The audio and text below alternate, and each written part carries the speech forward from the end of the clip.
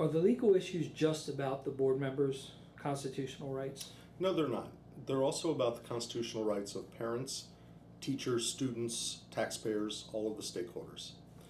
If a stakeholder for the school district wants to communicate with their school board members, the official policy seems to be that there is a single email address that they all share, and that people can email the board at this address. But the email address is monitored, disseminated, etc. by the superintendent.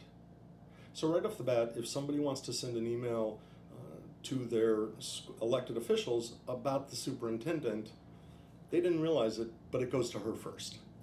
But the other problem is she decides when to disseminate them.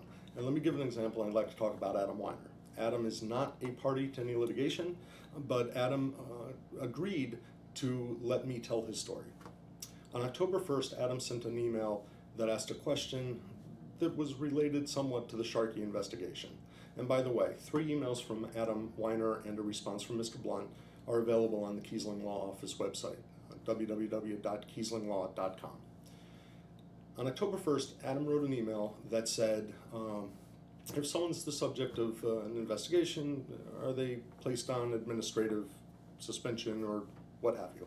And again, you can see the exact language of the email. Adam got no response. After 8 days, he called Mr. Sussman.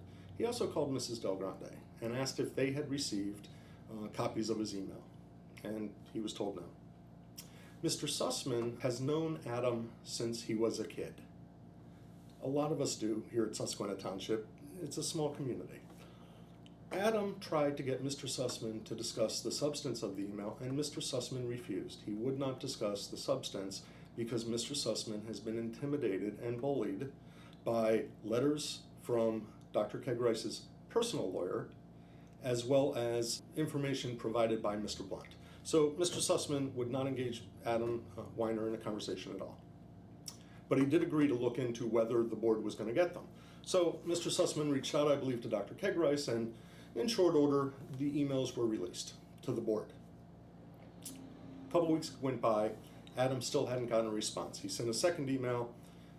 It's available on the website. Dear board, Dr. Kegrice, just checking to see if you got me an email and if I might get a response. No response. Some days later, maybe a week or so, Adam sends a third email. And maybe a little sterner this time. I give him credit. Some might not have been as polite as Adam. But again, haven't heard from anything. Are you going to answer my questions?